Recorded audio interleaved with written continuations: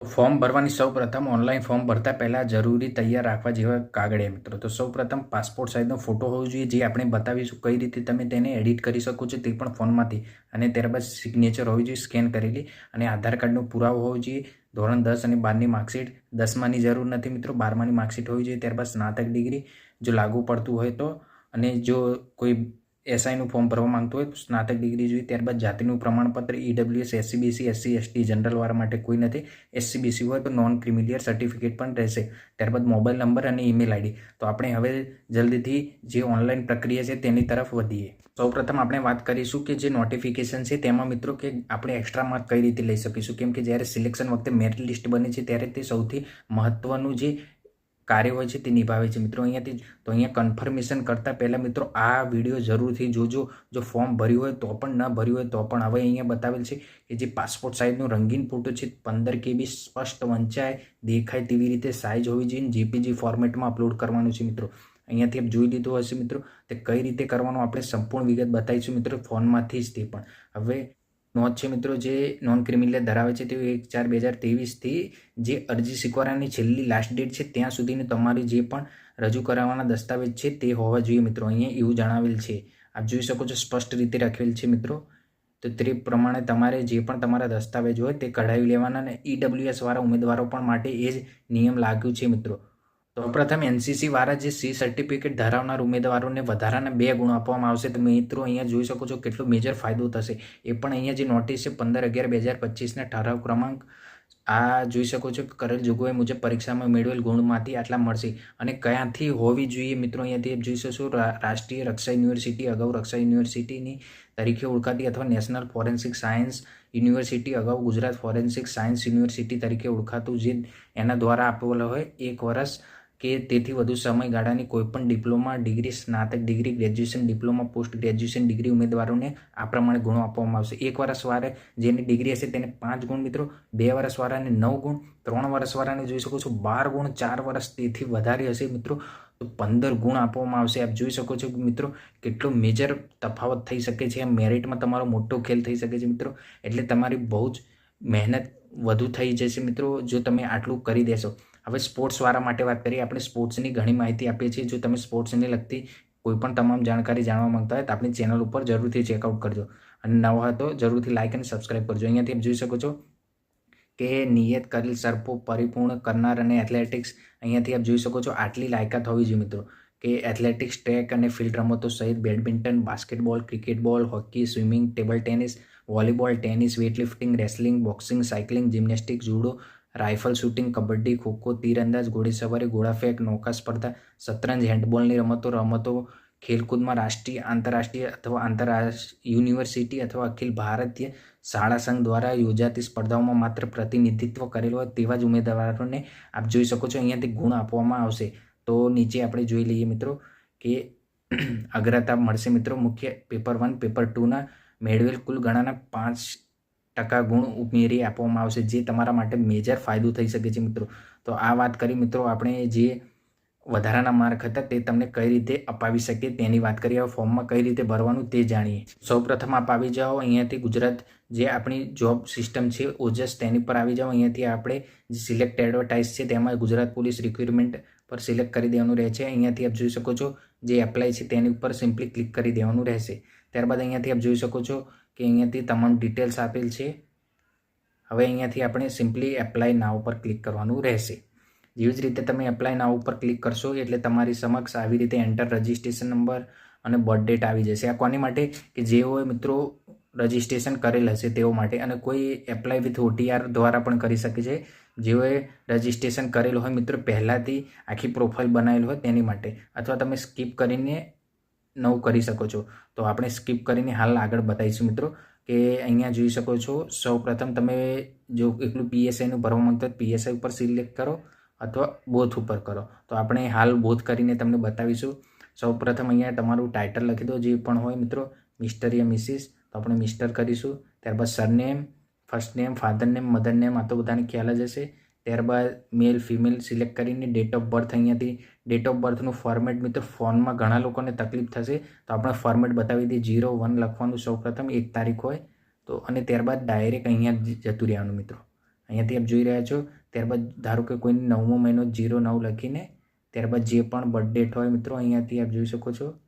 આ ક્લિક કરો મિત્રો, ધ્યાન રાખજો. ત્યારબાદ 1996 હોય તો આવી રીતે સિલેક્ટ કરીને મિત્રો અહીંયાથી જો આસાનીથી ભરાઈ ગયું ને આવી રીતે મિત્રો ફોનમાં થશે. ત્યારબાદ મેરિડ છો અનમેરિડ, ત્યારબાદ કેટેગરીનો ખેલ આવે મિત્રો. તો અહીંયા જનરલવાળા હોય તો જનરલ માટે કોઈ નથી. જો EWS કરશો તો પણ આવી રીતે તમારી સમક્ષ EWS સર્ટિફિકેટનો નંબર નાખવાનો, EWS સર્ટિફિકેટની ડેટ અને જેને પણ પ્રમાણપત્ર આપ્યું છે મામલતદાર, TDO, DCA. તો SC/BC વાળા માટે પણ એ જ પ્રોસેસ હશે મિત્રો. તો આઈ હોપ તમને ખ્યાલ આવી ગયો હશે. તો આપણે ઝડપથી આગળ વધીએ મિત્રો.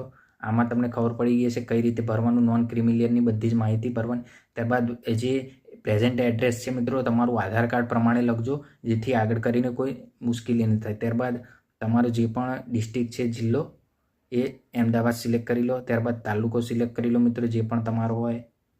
અહીંયાથી આપણે રેન્ડમલી સિલેક્ટ કરી રહ્યા છીએ મિત્રો. અહીંયાથી તમારો જે પણ પિનકોડ હોય તે લખી દો. ત્યારબાદ તમારું જે પરમાનન્ટ એડ્રેસ છે તે લખી દો મિત્રો. જે ધારો કે અહીંયા કોઈ પ્રેઝન્ટમાં અલગ રહેતું હોય ને પરમાનન્ટમાં અલગ, તો અલગ અલગ લખજો અથવા સેમ લખીને બધી જ ડિટેલ અહીંયા ભરી દેવાની મિત્રો. હવે સૌપ્રથમ વાત કરવાની મોબાઈલ નંબરની. તો સૌપ્રથમ તમારો મોબાઈલ નંબર લખો SMS માટે. ત્યારબાદ જે પ્રિન્ટ મેળવવા માંગતા હોય ઈમેલ ID કે જેની પર તમે તમારો કોલ લેટર ડાઉનલોડ કરી શકશો તે અહીંયા ભરવાનું. ત્યારબાદ રીટાઈપ કરવાનું રહેશે મિત્રો. અહીંયાથી રીટાઈપ કરીને જે ઈમેલ ID છે તે ફરી કરો, ઇન્ડિયન લખેલું જ આવશે મિત્રો. અહીંયાથી આપ જોઈ શકો છો આધાર કાર્ડ, વોટર ID, આટલા જે તમારા પ્રૂફ છે તે તમે અહીંયાથી સિલેક્ટ કરીને અહીંયા પ્રૂફ નંબર લખવાનું રહેશે. તો સિમ્પલી હવે મિત્રો આવ્યું. જો અહીંયાથી આપણે એક્સ્ટ્રા માર્કની વાત કરી રહ્યા હતા કઈ રીતે મળશે. તો અહીંયા સૌપ્રથમ તમારે યસ કરવાનું રહેશે. તો આપણે અહીંયા યસ કરીશું. તમે રમતગમતના વધારાના ગુણ ધરાવો છો તો મેળવવા લાયકાત ધરાવો છો તો ગ્રામ્ય, તાલુકા, જિલ્લા તથા ખેલ મહાકુંભ સ્પર્ધકોને લાગુ પડતું નથી. તો આપણા ખેલ મહાકુંભના જે રમતવીરો છે તેમની માટે તો સૌપ્રથમ અહીંયા જ આવી ગયું મિત્રો નોટિફિકેશન કે તમારી માટે નથી. તો આટલી રમતો છે મિત્રો, આપ જોઈ શકો છો. આટલી રમતો જો તમે નેશનલ અથવા જે પણ આપણે સ્પર્ધાઓ બતાવી એ શરૂઆતમાં એ સ્પર્ધામાં હશો તો અહીંયાથી આપણે એથ્લેટિક્સ સિલેક્ટ કરીએ તો સ્પોર્ટ્સનું જે પણ આટલું સ્તર છે, નેશનલ, ઇન્ટરનેશનલ, ઇન્ટર યુનિવર્સિટી એટલે યુનિવર્સિટી સુધી કોમ્પિટિશન ઓર્ગેનાઇઝ બાય અખિલ ભારત શાળા સંઘ. તો તમે અહીંયાથી સિલેક્ટ કરી શકો છો. રમતમાં ભાગ લીધેલ વર્ષનું નામ લખવાનું રહેશે મિત્રો. એટલે જે વર્ષે તમે પાર્ટિસિપેટ કર્યું, રમતના પ્રમાણપત્ર આપનાર ફેડરેશન અથવા સત્તાધિકારીનું નામ લખવાનું રહેશે. તો આઈ હોપ તમને આટલો ખ્યાલ આવી ગયો. યસ કરીને ત્યારબાદ તે ડિટેલ ભરવાની રહેશે અને કોમ્પ્યુટરમાં યસ લખવાનું. ત્યારબાદ આર યુ એક્સ સર્વિસમેન, જો એક્સ સર્વિસમેન હોય તો યસ આપજો મિત્રો. અને અહીંયા તમારું date to date, x servicemen identity કાર્ડનો નંબર હશે અને જે ઓળખપત્ર આપનાર હશે આટલા જે પણ સૈનિકો છે તેમનું અહીંયાથી સિલેક્ટ કરવાનું રહેશે. તો હાલ આપણે નો કરીને આગળ વધીશું. હાલમાં ગુજરાત રાજ્ય સરકારીમાં કામ બજાવતા હોય તો તે ડિટેલ ભરવાની રહેશે. અને અહીંયા મિત્ર તમારે જે પણ તમે લાયકાત ધરાવો છો તે પ્રમાણે તમારે ટિક કરી દેવાનું રહેશે. તો સિમ્પલી આપણે ટિક કરી દઈએ મિત્રો. ટિક કર્યા બાદ અહીંયાથી આપ જોઈ શકો છો કે HSCની જે પણ તમારી માર્કશીટ છે તે પ્રમાણે તમારે અહીંયા ભરવાનું રહેશે મિત્રો. તો હવે આપણે 12થના જે પણ માર્ક્સ હોય, પર્સન્ટેજ અથવા પર્સન્ટાઇલ અહીંયાથી ફિલ કરી દઈશું જે પણ માર્ક્સ હોય. ત્યારબાદ અહીંયાથી જે પણ આપણું થતું હોય મિત્રો, ધારો કે કોઈને સેકન્ડ ક્લાસ હોય તો એ પ્રમાણે તમારા પર્સન્ટેજ હોય તો એ પ્રમાણે કરો. ત્યારબાદ આપણે અહીંયાથી ઇન્સ્ટિટ્યુશન સિલેક્ટ કરીશું મિત્રો. ત્યારબાદ સ્ટેટ સિલેક્ટ કરીશું, પાસિંગ યર, આ બધું જ તમારી માર્કશીટમાં છે મિત્રો. ત્યારબાદ number of trials, last trial seat number અને પાસિંગ યર આટલું ફિલ કરીને ગ્રેજ્યુએટમાં પણ એ જ સેમ પ્રોસેસ છે. ત્યારબાદ એડિશનલ ક્વોલિફિકેશન લખવાનું જો પોસ્ટ ગ્રેજ્યુએટ કર્યું હોય મિત્રો. ત્યારબાદ આટલું તો તમને ખ્યાલ આવી ગયો. હવે NCC વાળાની વાત આવી મિત્રો. તો NCCમાં સિલેક્ટ કરશો એટલે ફરી રીટ્રિકેટ થઈ રહ્યું છે. આપ જોઈ શકો છો કેમ કે એમાં ઘણા માર્ક એક્સ્ટ્રા મળી રહ્યા છે મિત્રો. તો સૌપ્રથમ NCC સર્ટિફિકેટ નંબર લખો. ત્યારબાદ તેના જે સત્તાધિકારી છે તેની ડિટેલ ફિલ કરો અને પાસિંગ યર. પાસિંગ યરમાં મિત્રો કશું દેખાઈ નથી રહ્યું. આપણે અહીંયા સિલેક્ટ કરીને આમાં નામ લખીશું. ત્યારબાદ આઈ હોપ 2025 પહેલાંનું જ હોવું જોઈએ. ત્યારબાદ ક્લાસ ઓબ્ટેન્ડ એટલું હોવું જોઈએ મિત્રો. Have you pass diploma, bachelor degree, post graduate diploma, post graduation degree from રાષ્ટ્રીય રક્ષા યુનિવર્સિટી, પ્રીવિયસ નાઓને રક્ષા શક્તિ, નેશનલ ફોરેન્સિક. તો જો મિત્રો આ તમે ધરાવતા હોય તો અહીંયા યસ કરજો. આ તેની માટે છે, રક્ષા યુનિવર્સિટી વાળા માટે. જેની માટે 5-5, 10-10, 12-12 માર્ક મળી રહ્યા છે. એ પાસિંગ યરવાળા મારા છે મિત્રો. અહીંયા જો 4 યરનું હશે તો મિત્રો કેટલા, લગભગ 12 આઈ થિંક હતા, મે બી કન્ફર્મ નથી, પરંતુ એટલા માર્ક હતા. અહીંયા passing year and class of 10 અને એનસીસી વાળા ફક્ત ઉપર એનસીસીનું ડિટેલ લખશે, તો આપણે હાલ નો કરી દીધેલ છે મિત્રો. ત્યારબાદ અહીંયાથી એનસીસી પણ નો કરેલ છે. આ તો તમને બતાવવા માટે ભર્યું મિત્રો. હવે આપણે આગળ વધીશું અહીંયાથી યસ કરીને. તો જેવી જ રીતે તમે યસ કરશો મિત્રો, કોઈ પણ ભૂલ થઈ હશે તો આવી રીતે તમારી સામે આવી જશે. હવે આપણે આગળની વિગત જોઈશું મિત્રો કે કન્ફર્મેશન નંબર આવ્યા બાદ શું કરવાનું. તો સૌપ્રથમ આપ જોઈ શકો છો આ પ્રમાણે ફોટો રિસાઇઝર જે એપ છે તમારા જે પ્લે સ્ટોર છે તેની ઉપર જઈને આ પ્રમાણે સર્ચ કરીને અહીંયાથી આપ જોઈ રહ્યા છો કે આવો સિમ્બોલ હશે. સૌપ્રથમ તમારે ત્યાં જઈને ક્લિક કરીને ડાઉનલોડ કરી લેવાની રહેશે. હવે ફોટો કઈ રીતે આપણે રિસાઇઝ કરીશું તે તમને બતાવી. તો સિમ્પલી આપ જોઈ રહ્યા છો કે આ પ્લે સ્ટોર ઉપર જે આ એપ્લિકેશન છે તે ઓપન થઈ રહી છે. ઓપન થયા બાદ અહીંયાથી આપ જોઈ શકો છો ફોટો પાડી શકો છો, કન્વર્ટ ફોટો, સિલેક્ટ વિડીયોઝ. તો સૌપ્રથમ આપણે સિલેક્ટ ફોટો પર ક્લિક કરવાનું રહેશે. ત્યારબાદ અહીંયાથી આપ જોઈ શકો છો આપણે કોઈ પણ એક કેન્ડિડેટનો ફોટો લઈ લેવાનો રહેશે.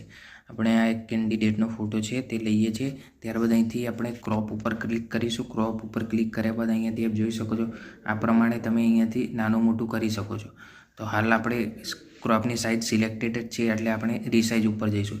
તો રીસાઇઝ ઉપર આપ જોઈ શકો છો અહીંયાથી પર્સન્ટેજ બતાવે છે તે પણ ક્લિક કરી શકો છો, અથવા તો તમે અહીંયાથી કસ્ટમાઇઝ કરી શકો છો. અહીંયાથી સ્મોલ, મીડિયમ, લાર્જ, ઇઝી અહીંયાથી તમે જોઈ શકો છો આપણે સ્મોલ કર્યું છે તે પ્રમાણે આવી જશે. એક નાનકડી એવી એડ આવશે. ત્યારબાદ જે પણ તમારી બ્રાઉઝર છે તેની ઉપર તમારે જે ફોટો બન્યો હશે તે તરત ઓપન થઈ જશે. તો કેવો ઇન્ટરફેસ આવશે તમને તે પણ બતાવી દઈએ. તો અહીંયાથી આપણે સૌપ્રથમ એડને ક્લોઝ કરી દઈએ.